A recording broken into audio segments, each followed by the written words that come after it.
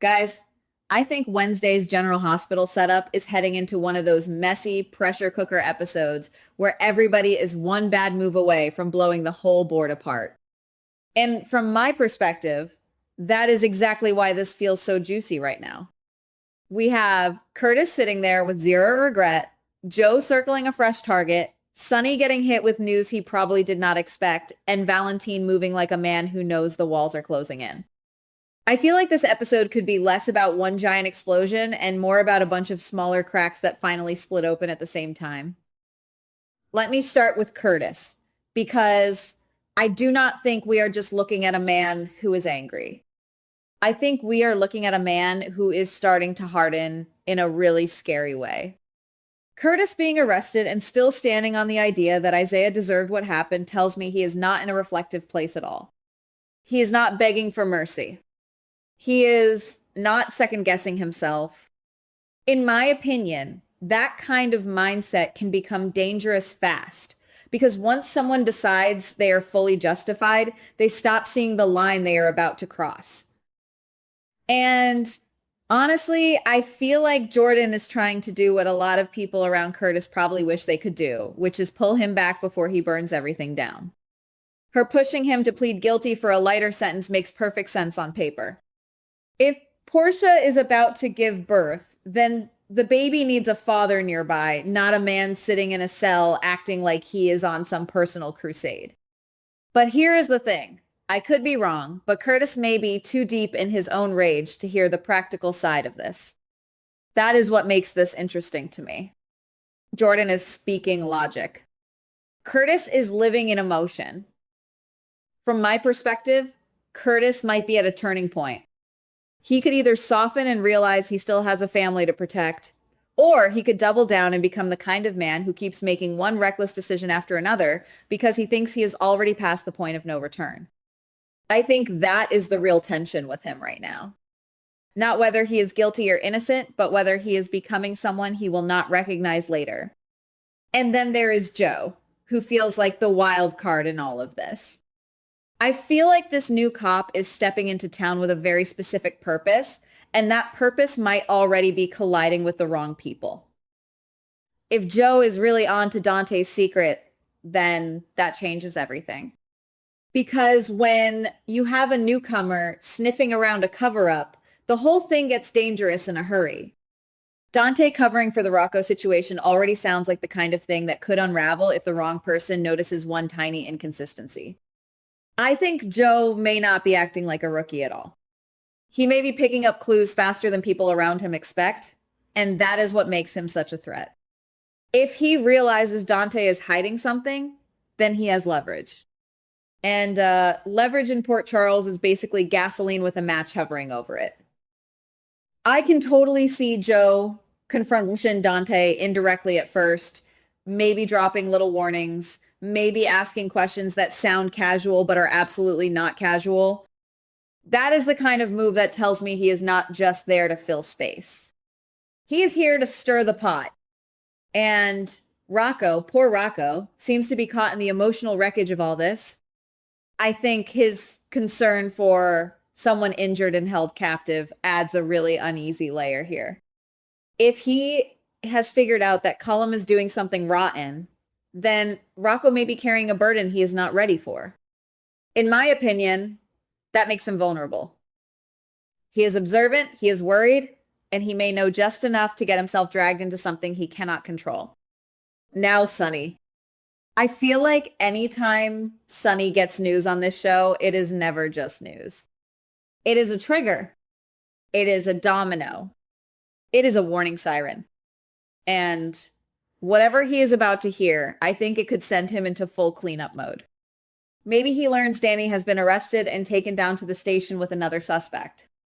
Maybe he hears that Jason is innocent and still not being let go. Or maybe, and this feels very possible to me, he gets word that Jocelyn is missing and instantly shifts into protection mode. From my perspective, Sonny is one of those characters who does not really do calm when people he cares about are in trouble. He does not sit back and wait politely. He moves. He calls. He pushes. He applies pressure. So if this news is about Jocelyn, I think we are looking at a very intense Sunny who is ready to mobilize the whole network. And if it is about Danny or Jason, then I think we might see that same old Sunny instinct kick in where he wants control of the situation before it slips into chaos. And then we get to Turner, who I think might be one of the more interesting pieces in this whole setup. The idea that Turner is stepping in to protect someone makes me wonder whether he is actually about to help Curtis in some way. If Turner believes Isaiah was responsible for the hit and run, then maybe he sees the situation very differently than everyone else does. That could make him useful to Curtis, or it could make him a moral contradiction all by himself. I could be wrong, but Turner giving Curtis some kind of protection or legal support would be a smart move if the show wants to keep the storyline simmering instead of boiling over too quickly. And I have to admit, I like that kind of ambiguity. I do not trust characters who seem too clean too fast. It is more fun when someone is helping, but for reasons that are not fully pure. Valentine, though, that man feels like a live wire with a suit on. I think his next move is the one that could blow the entire situation wide open. If Brennan waking up becomes a real problem for him, then Valentine is exactly the kind of person who would choose panic dressed up as strategy. From my perspective, he is operating like somebody who believes the best defense is a permanent one. And that is never a good sign. The idea that Valentine thinks Brennan knows about him hiding out in Carly's attic is where the danger really spikes for me. Because once Valentine believes he is exposed, I feel like all restraint goes out the window. He may want to eliminate the problem before Brennan can talk. And that is where Carly becomes the wall in his path.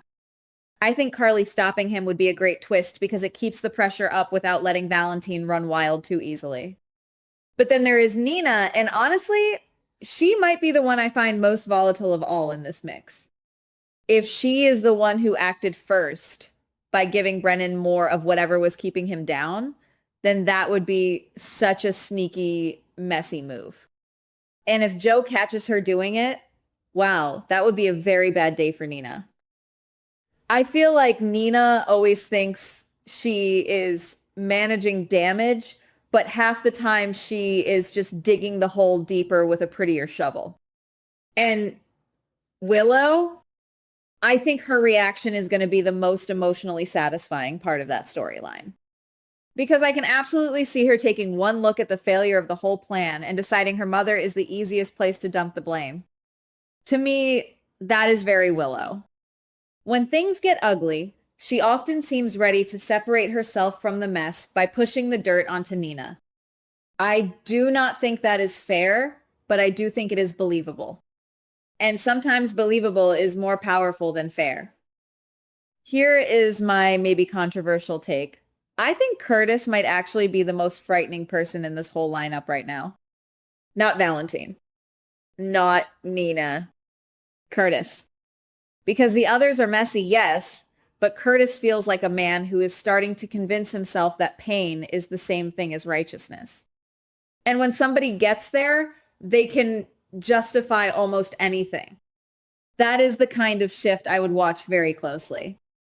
So that is where I am at with all of this. Guys, I think Wednesday could give us arrests, secrets, warnings, cover-ups, and at least one person making a move that changes the emotional temperature of the whole week. What do you think is the biggest ticking bomb here? Curtis refusing to regret anything, Joe closing in on Dante, or Valentine deciding he has nothing left to lose? Drop your thoughts, because I really think this one could go in a few very different directions. Goodbye. Please like, subscribe, and comment on the GH Spoilers Daily channel.